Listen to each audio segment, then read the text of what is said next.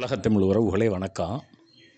தமிழில் முதல் புதினம் எழுதியவர் என சொல்லப்படுகிற மயிலாடுதுறை வேதநாயகர் அவருடைய தொடக்ககால வாழ்வு, அவருக்கும் வள்ளலாருக்கும் இருந்த உறவு, அவருக்கும் மகாவித்வான் மீனாட்சி சுந்தரம் பிள்ளைக்கும் இருந்த நட்பு, அன்றைக்கு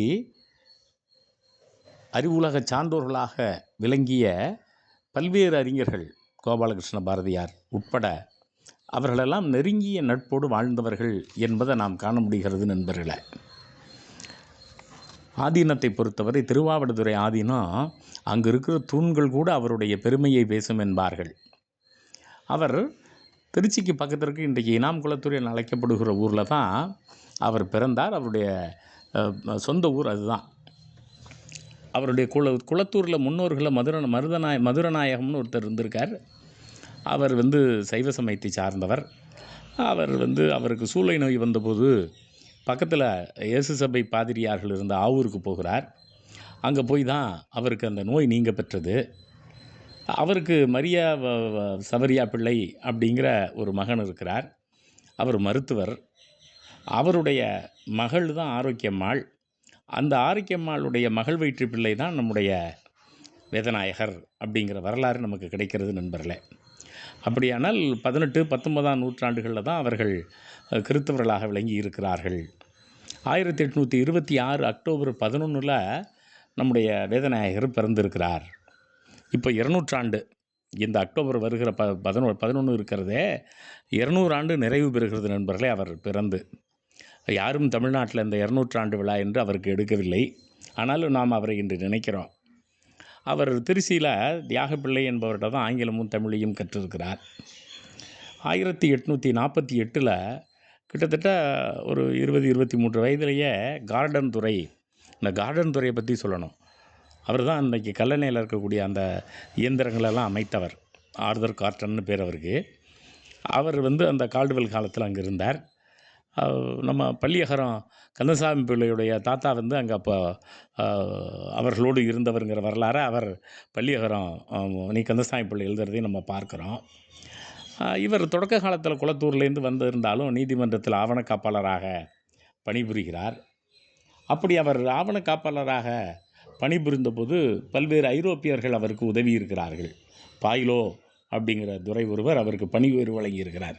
மொழிபெயர்ப்பாளராக, ஆவண காப்பாளராக இருந்து மொழிபெயர்ப்பாளராக உயர்ந்த இவர் 1851 கிட்டத்தட்ட 25 வயதில் மகாத்வான் மீனாட்சி சுந்தரம் பிள்ளைக்கு இவர்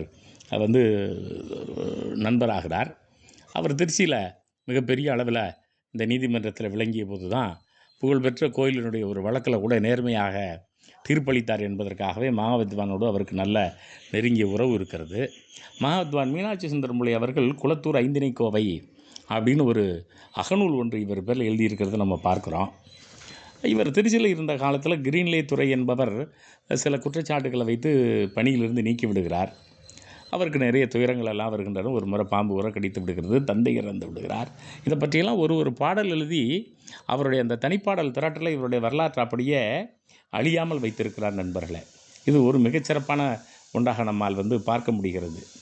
ஆமாம், ஒரு முறை அவருக்கு மாட்டு வண்டியில் போகிற போது வண்டி குடஞ்சாய்ந்து விடுகிறது. அப்போல்லாம் போக்குவரத்துக்கு மாட்டு வண்டி தான் பயன்பட்டுருக்கிறதுன்னு நம்ம பார்க்குறோம். சஞ்சலமாக மனமே மனம் தளர்ந்து போனேனே தமியனை கரையேற்றினாயோ அப்படின்னெல்லாம் இறைவனை நோக்கியெல்லாம் அவர் பாடுறதை பார்க்குறோம். ஆரிஸ் துரை என்பவர் அவருக்கு மறுபடியும் பணி வாய்ப்பு தருகிறார். 1851 காரைக்காலை சேர்ந்த பாப்பம்மாள் என்பவரை இவர் திருமணம் செய்து கொள்கிற ஒரு காட்சியை பார்க்குறோம். அந்த காலகட்டத்தில் பிரிட்டிஷ்காரர்கள் இந்தியர்களுக்கு நீதிபதி பதவி தருவது என்கிற நிலை வருகிற போது இன்றைக்கு உயர்நீதிமன்றத்தில் பெரிய படிமம் இருக்குது. முத்துசாமி ஐயர், நம்ம மாயூரம் வேதநாயகம் பிள்ளை, இவங்களாம் ஒரே நேரத்தில் பிரிட்டிஷ் அரசாங்கத்தாலே நியமிக்கப்படுகிறார்கள். ஆமாம், அப்போ இவர் ஒரு பெரிய வள்ளலாக இருந்தார் அப்படின்னு மகாவித்வான் மீனாட்சி சுந்தரம் பிள்ளை தன்னுடைய நூலில் எழுதுகிறார். நாளும் தொலைவில் அழியாத சுவை பதம், நன்றாக சுவையான உணவு உதவும் வேதநாயக வள்ளல். வேதநாயகருடைய வீட்டில் தான் மகாவித்வானுடைய தலைமையில் நூற்றுக்கணக்கான தமிழறிஞர்கள் கூடி எப்போதும் அங்கே பேசிக்கொண்டே இருப்பார்களாம். இதையும் நம்ம பார்க்குறோம். அதனால் இவர் புகழ்பெற்ற அறிஞராக அன்றைக்கு இருந்திருக்கிறார் அப்படிங்கிறதுல ஒன்றும் சந்தேகமில்லை நண்பர்களே. இவரே வேதநாயகனை பற்றி பேசுகிற போது நிறைய எழுதுகிறார்னு பார்க்குறோம். கனியில் பொலி பொழில் சூழ் குளத்தூரான் அப்படின்னெல்லாம் நிறைய அவரை பற்றி வழியில் பொழியும் புகழ் வேதநாயகன் அப்படின்லாம். இந்த வேதநாயகனுடைய உறவு வந்து நுனியில் கரும்பு திணல் போல் இனிக்கும். அதே போல் பனில் பொலி பிறை போல், பனியில் பொலிவோடு இருக்கிற பிறை நிலவு வளர்ப்பது போல் நாலு நாளும் அவருடைய நட்பு எனக்கு வளர்ந்து கொண்டு இருக்கிறது. நுவலுரிய வளரா நிற்கும் பான்மதியே, அந்த முழு நிலவு மாதிரி நாங்கள் வளர்ந்துக்கிட்டே இருக்கோம் நட்போடுன்னு மகாவித்வான் மீனாட்சி சுந்தரம் பிள்ளை பாடுறத நம்ம பார்க்குறோம் நண்பர்களே.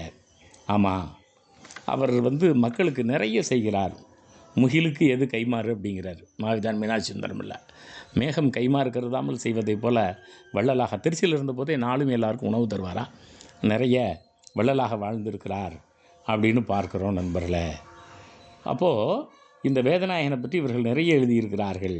1857 தான் அவர் தரங்கம்பாடிக்கு உயர் முன்சிப்பாக வந்து செல்லுகிறார். 1858 சீர்காழி. சீர்காழி இருக்கிற போது மகாவித்வான் மீனாட்சி சுந்தரம் பிள்ளை அந்த சீர்காழி கோவைன்னு ஒரு நூல் எழுதிய போது பல நாள்கள் தொடர் சொற்பொழிவு. அப்போது ஒரு நாள் வந்து ஒரு ஆள் இடக்கு முழக்க கேள்வி கேட்டுக்கிட்டே இருந்திருக்கார். அப்புறம் நம்முடைய வேதநாயகர் எழுந்து கடுமையாக மறுப்பு சொன்ன பிறகு அந்த கூட்டத்துக்கே வர்றதில்ல அப்படின்னெல்லாம் நம்ம அப்போ மகாவித்வானுக்கு ரொம்ப இவர் வந்து நெருக்கமாக இருந்திருக்கிறார் அப்படின்னு பார்க்குறோம். அந்த காலகட்டத்தில் அவருடைய முதல் மனைவி இறந்து விடுகிறார். இரண்டாவது மனைவி தன்னுடைய தமக்கையாருடைய மகள் லாசரம்மாளை இவர் மனம் செய்து கொள்கிறார்னு செய்தி சொல்லுகிறது. அப்போ தான் இவர் நீதி நூல் எழுதுகிறார். 1858 முதல்ல 400 எழுதுகிறார் பாடல்கள், அப்புறம் 200 சேர்த்து 600 எழுதி வள்ளலாற்றை எடுத்துகிட்டு போகிறார். வள்ளலாற்றை எடுத்துகிட்டு போனப்போ வள்ளலார் அதை முழுசாக படித்து பார்த்துட்டு அதற்கு ஒரு சாற்றுக்கவி, அப்போல்லாம் அந்த முன்னுரைக்கு சாற்றுக்கவின்னு சொல்லுவாங்க. ஆமாம், அப்போது ராமலிங்க வள்ளலாரோடு அவருக்கு நெருங்கிய பழக்கம் இருந்திருக்கிறது. வளங்குள் குளத்தூர் அமர்ந்த வேதநாயகன் அருளால் உளங்குள் வயங்க, அப்போ அதுவும் முன்னாள் உளங்குள் வயங்க மனு உரைத்த ஒரு நீதி நூல்.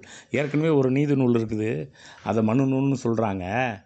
அந்நூல் பின்னொரு நூலாக, அந்த மனு நீதி நூல்லாம் இந்த நீதி நூல் பக்கத்தில் இருக்க முடியாது. துலங்கிடும் அவ்வூர் உரை அத்தோன்றல் நீதி நூல் சொன்னான். மனு நீதி நூலெல்லாம் வீழ்த்துற மாதிரி ஒரு நேர்மையான நடுமையான நீதி நூல் இது இருக்குது.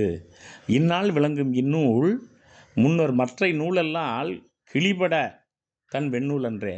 இந்த நூலுக்கு முன்னால் அந்த மனு நீதி நூல்லாம் கிழிச்செறியணும் என்று சொல்லுகிற அளவுக்கு வள்ளலாரோடு அவருக்கு நெருங்கிய நட்பு இருந்திருக்கிறது நண்பர்களே. அதே போல் நந்தனார் கீர்த்தனை எழுதிய கோபாலகிருஷ்ண பாரதியார் இவருக்கு நெருங்கிய நண்பர்.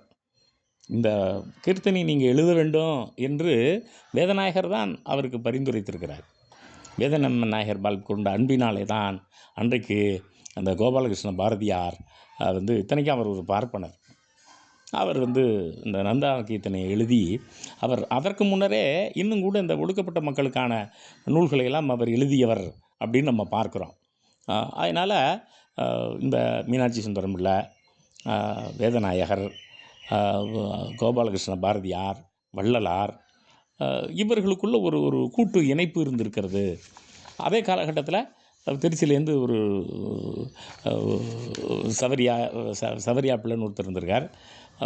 இதில் இப்போ பாண்டிச்சேரியில் அந்த காலத்தில் புகழ்பெற்று இருந்த மரிய நாயலு நாயகர், இப்படி பல தமிழறிஞர்களோடு இவருக்கு நெருங்கிய உறவு இருந்திருக்கிறது. அப்போ இந்த தமிழ்நாட்டு அளவில் இவர்களெல்லாம் நெருங்கி இருந்திருக்கிறார்கள்.